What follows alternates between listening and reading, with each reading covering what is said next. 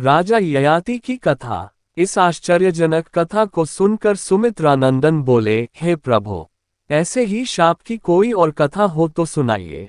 लक्ष्मण के जिज्ञासा देखकर कौशल्यानंदन बोले, नहुष के पुत्र राजा ययाति के दो पत्नियां थीं, एक शर्मिष्ठा और दूसरी देवयानी।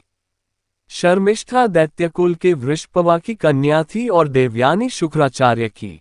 राजा को शर्मिष्ठा से विशेष स्नेह था। शर्मिष्ठा ने पुरु को और देवयानी ने यदु को जन्म दिया। दोनों ही बालक बड़े तेजस्वी थे। देवयानी को उचित सम्मान न पाते देख यदु ने उससे कहा कि माता, इस सम्मानजनक जीवन से क्या यह अधिक उचित न होगा कि हम अग्नि में प्रवेश करके ये जीवन समाप्त कर दें।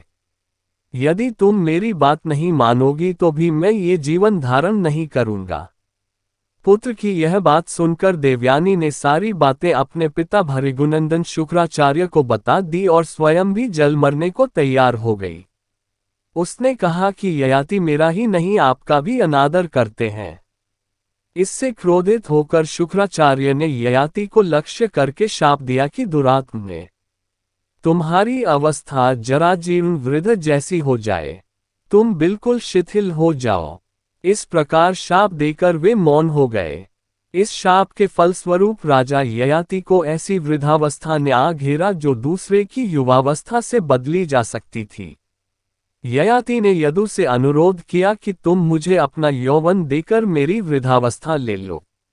कुछ समय पश्चात मैं तुम्हारा यौवन तुम्हें लौटा दूंगा। ये सुनकर यदु ने कहा, ये सौदा आप अपने लाडले पुरु से करें।